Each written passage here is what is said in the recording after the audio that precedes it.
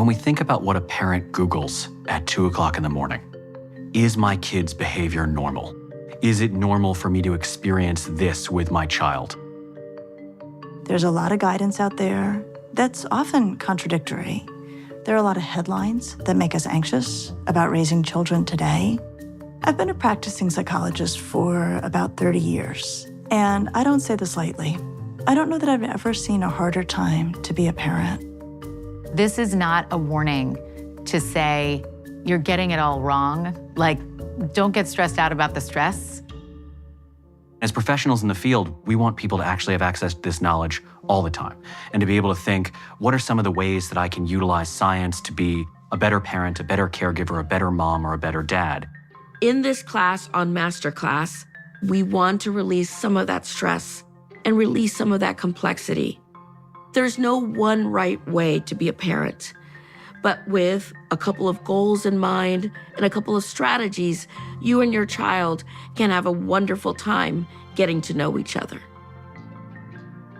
Hi, I'm Dr. Eliza Pressman. I'm a developmental psychologist, co-founding director of the Mount Sinai Parenting Center, host of the podcast Raising Good Humans, and author of the New York Times bestselling book, The 5 Principles of Parenting.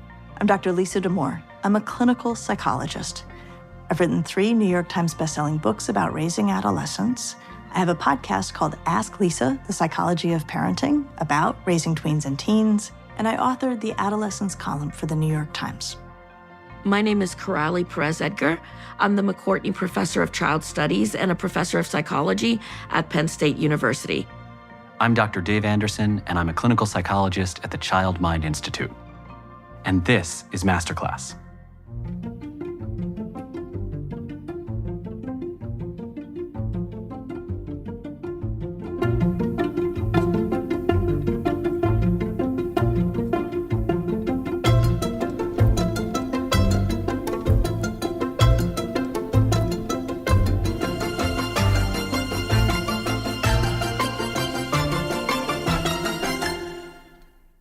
Parenting has always been overwhelming. Raising humans is a very huge undertaking.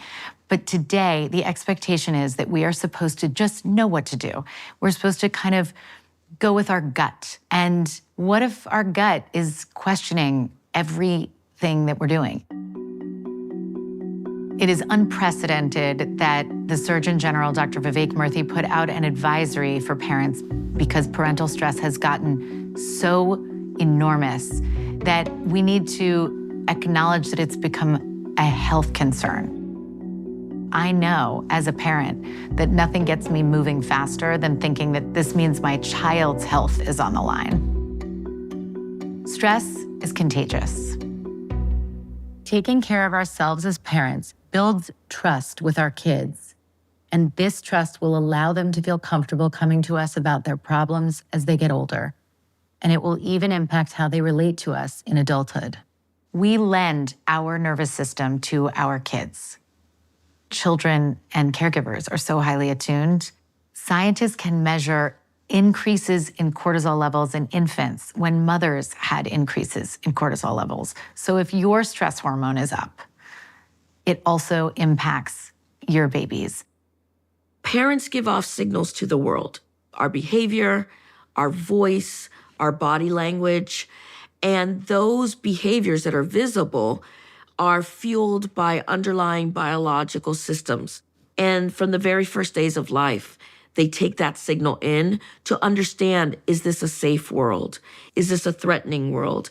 Is this a person I can rely on or not?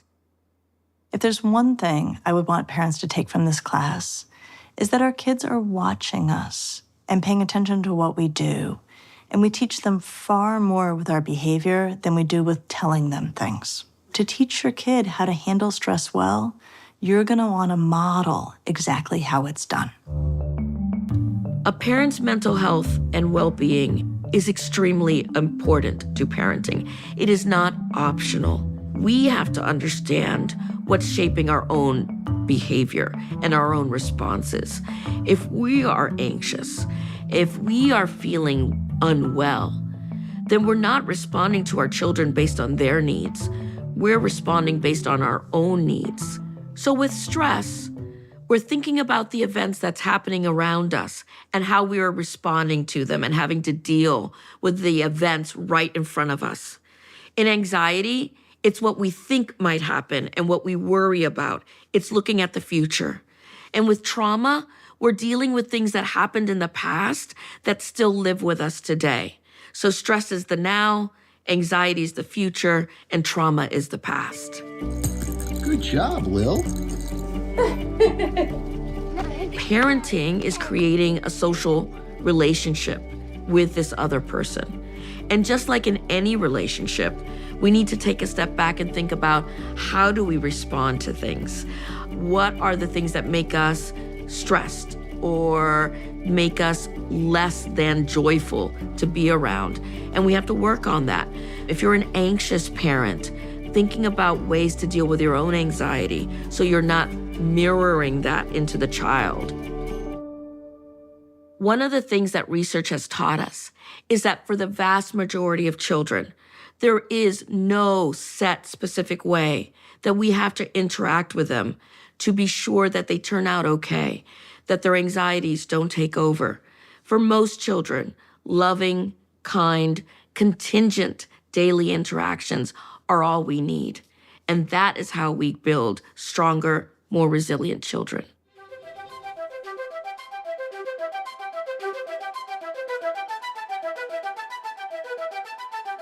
It feels like you're supposed to be not only raising kids, but raising kids who are optimizing every moment of their development so that they're becoming superhuman. Somehow we feel less than as parents if we're not focused on every single detail and getting it right. Trying to do too much all the time actually can be harmful for the child, and it's definitely harmful for the parent. Optimization is unsustainable. Working hard, even if it's uncomfortable, is actually how we grow. But in order for that growth to really take hold, we need enough recovery. Think about it like physical strength training. If you go to the gym and work out on the exact same muscles every day, we all know that before long, you're going to have an injury. Now, injury is basically the physical equivalent of psychological burnout. Here's what I have to tell you. What really helps kids grow is doing things that they like or that are challenging, or sometimes both, and then having a chance to actually rest and recover and restore themselves. There's actually a tremendous amount of learning that happens in our everyday interactions, and we can bolster those everyday interactions without this idea that we have to put it on overdrive. When we focus on optimization, we lose out on the most powerful environment we can set up, the relationship. One of my favorite sayings in parenting is that we are shepherds, not engineers. That we help guide our kids, but we can't prescribe who they're going to be or how they're going to live their lives. In order to guide somebody, you need to know them. And one of the most joyful parts of being a parent is getting to know your kid and enjoying who they are. So my guidance, above all, is make time for what I would call a agendaless hangout. Time where your kid can take the lead, tell you what they're interested in, ask you questions, or even actually just be quiet when with you. There's so many times in parenting where we do have an agenda and we need to have an agenda. And that's okay, you can't get around that. But I hear from kids all the time that their favorite time with their family is when there's not a big plan, not high expectations, not a lot of questions, and they're just getting to be together. It doesn't need to be defined by enrichment. It just needs to be defined by connection.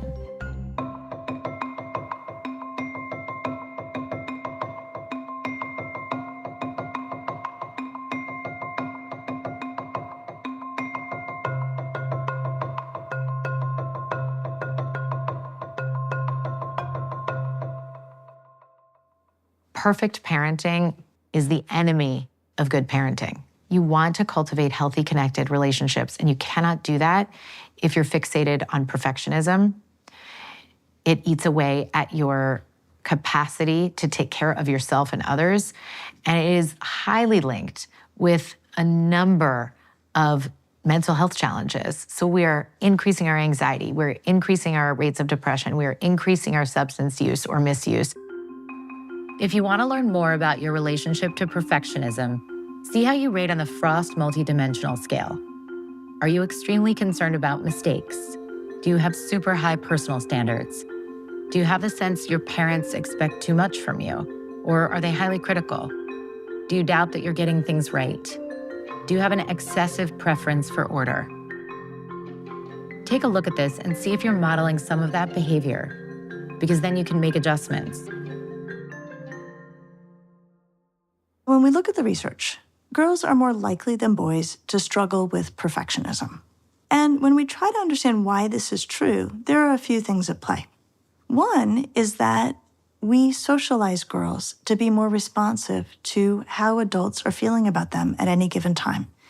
And so when adults are disappointed, girls are socialized to take that harder, and they will work harder as a result to avoid disappointing adults. So if you have a child who's a perfectionist, then you need to say to them, if you're flooring it the entire time, you're never going to make it.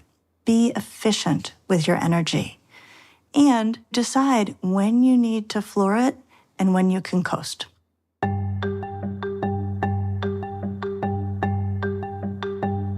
We praise martyr moms. In order to be this amazing mom, you need to sacrifice your health, your mental health and your physical health. And you'll get to your mental health and physical health once you've raised your kids. But if you find yourself filled with anger and rage when you are not feeling appreciated, if you find yourself wanting to say or saying, I've had it, do you know how much I do for you? And just losing it because you feel like I've given up everything for you. Certainly it should feel like we're giving up some things when we become parents. We're always going to choose our kids first.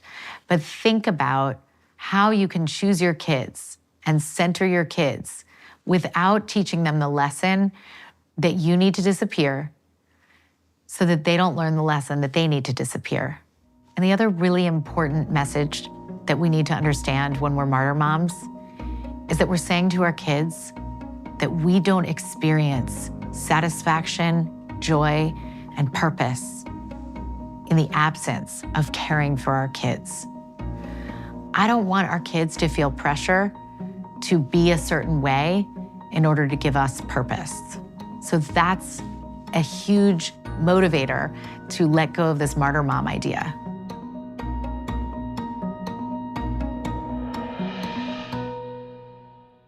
My mother was a reading specialist, and she said to me when I had my first daughter, you don't want an early reader. And I was like, what? Why? That seems great.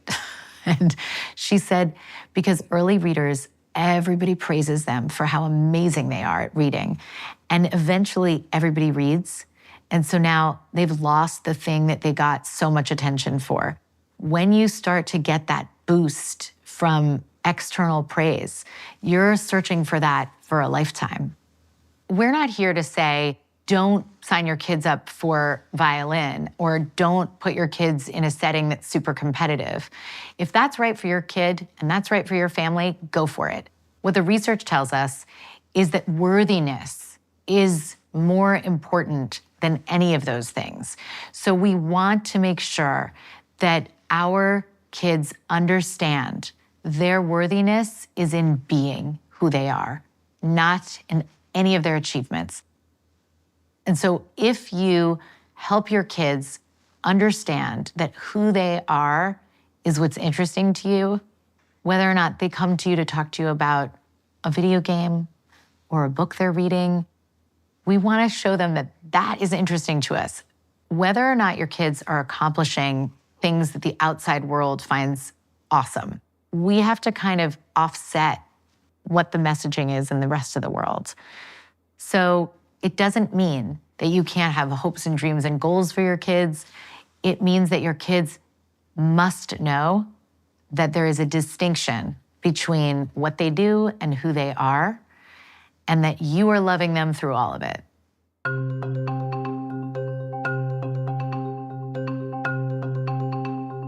A lot of this work goes back, again, to us.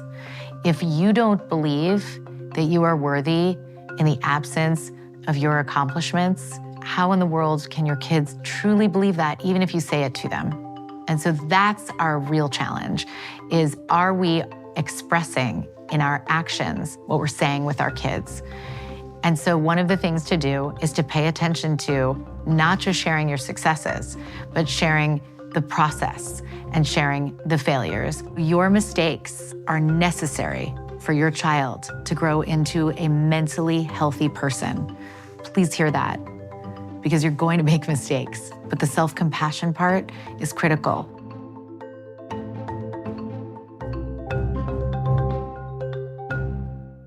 Not only do we want to raise our kids in a way that unburdens them from feeling like the goal is being perfect, we also want them to see how we treat ourselves when we make mistakes. And so a concrete way to do that is to come home and say out loud, like a sportscaster, when you're blowing it, or when you notice that you've made a mistake. And you might even do that with burning the chicken. Whatever you're doing, instead of doing it with self-loathing, you're doing it with compassion, maybe a little sense of humor, and just sharing that you make mistakes and that that's expected. You might come home from work and say, I blew it today. When my oldest daughter was 9, I got upset about something and my eyes welled up with tears. And she said, moms aren't supposed to cry. And I had such a moment because I know better. I know that kids need to know that we have the range of human emotions because we're human. And yet I never showed her that. And here she was at 9 years old, anxious because she didn't know that it was okay that I had feelings.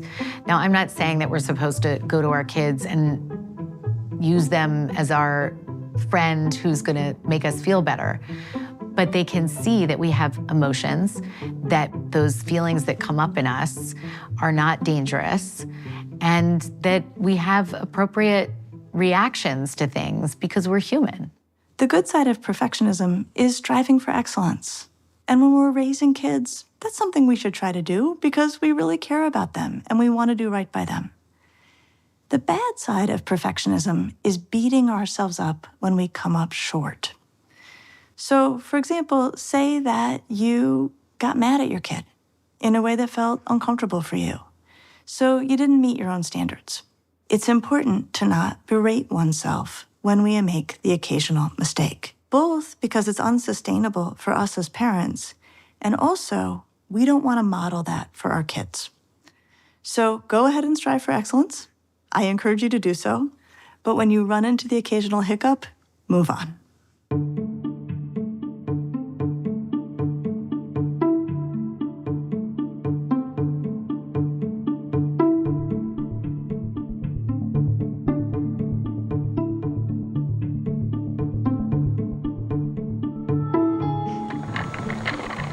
You're doing it. I think reflection is the unsung hero of parenting. When you reflect, you can think back to your experiences being parented so that it doesn't sneak up on you in those everyday interactions with your kids. When you have the intention to reflect, you give yourself more of a chance not to be reactive. And this can start as soon as you decide, I'm having a baby, I'm starting a family. That's a wonderful time to think, what am I looking for? What did I get when I was parented? What part of that do I want to take? What part of that do I want to get rid of? When you do this, this reflection helps you break patterns that are no longer serving you. Parenting is always informed by the society you live in and the culture you came from. There is no one parenting.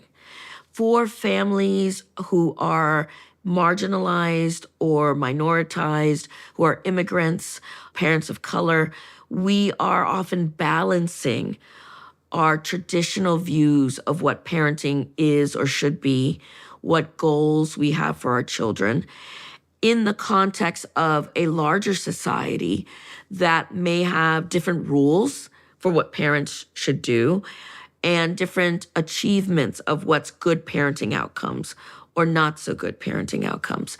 And it's a tightrope and it's a balance. And we question ourselves because we're getting conflicting messages. The other thing, of course, is that our children are often growing up in and interacting with environments very different than the ones we grew up in.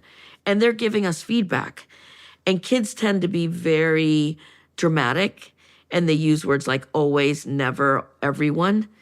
Everyone gets to do this. I never get to do that. Why do we always have to do this? And parents need to think about what are the things that informed their own growing up and their own parenting versus the world in which their child is growing up in.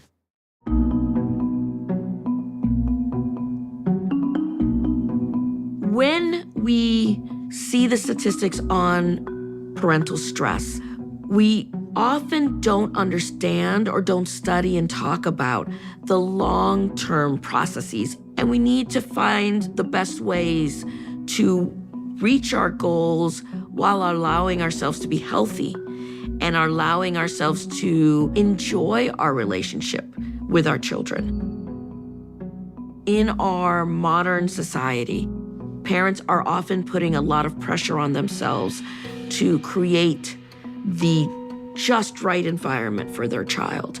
And that leads to parental burnout. It leads to worse mental health in the parent. And at the extreme, we can see that some parents lash out and it can harm the child. We need more support systems in place. So finding your village isn't just important because you need other hands to hold the baby or someone else to pick your child up if you're running late. But you need someone who you feel safe enough to come to if you're struggling. We tend to give up that village when we have our babies. We tend to run out of time, understandably. And another thing that we can do is let our kids know that we have separate interests from just being their parent, that we enjoy other things. They can share in that enjoyment. Maybe we can take them to the theater and they find out that they love theater right alongside us. But we also can go without them because it gives us joy and we want to experience that joy. Maybe we go for runs because we really like, I don't, so I don't know why I said go for runs.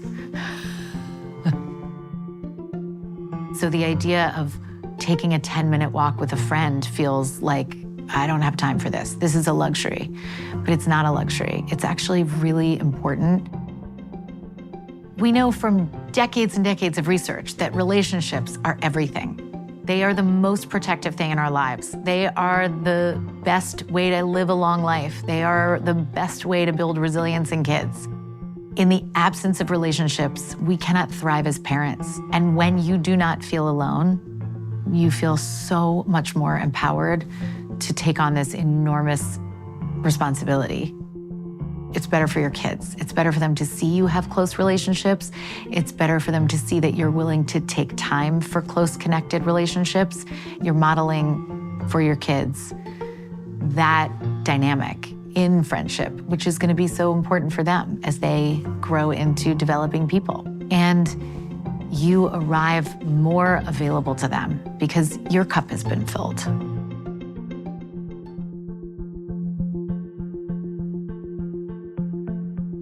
As parents, we don't get enough time to take care of ourselves, and that's just the reality. But the key question we want to ask ourselves is when we get a break, when we get some downtime, have we used it in a way that when we come to the end of that time, we feel better than we did before it began? I've certainly been guilty myself of, having some time where I could relax, and instead I get on my phone and I just start scrolling, and I actually walk away from that time feeling worse than I did before the time began. So one goal with our limited recovery time is to use it doing things that actually leave us feeling better. A second thing is to put plans for self-care on your calendar. Put things that you're going to enjoy in your schedule and protect them. We have research showing that being able to look forward to that lunch with a friend or getting your nails done is a benefit unto itself. Of course, it's nice to have the lunch. Of course, it's nice to get your nails done. But there's an added bonus of knowing that it's coming. The third thing, and this is the most efficient, and I think actually the most important, is that when you are finally enjoying self-care, letting yourself recover, don't feel guilty about it. The way I think about it is that guilt-soaked recovery isn't recovery, and you need to recover. So find what works for you, protect it in your calendar, and then when you're doing it, go all in. The moment of restoration is hard, and it is a privilege to be able to engage in certain activities. And so when you can't, we need to figure out the good enough. We are sometimes good enough parents, and we're sometimes good enough self-care. It can't necessarily be, I take 2 hours every afternoon to meditate. So let's choose. Let's pick the one you really want to do so that the child gets an activity and you can keep your sanity. We are the adults in the lives of these children. We are the ones who create a safe environment for them. And that takes a lot of strength on the part of parents. It takes energy. It takes discernment. And to deal with anything that's difficult, we have to be healthy. So dealing with our needs, making sure we're happy and healthy and are doing well, gives us the power to then be open to the needs of our child and to meet them where they are. Remember, you will change over time as a parent because your child will change and need new things from you. And also because you will continue to grow as a person.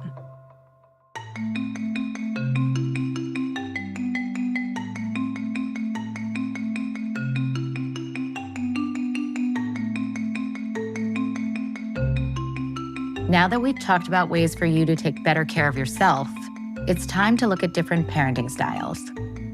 What's the gold standard for parenting styles? We're going to tell you in episode 2.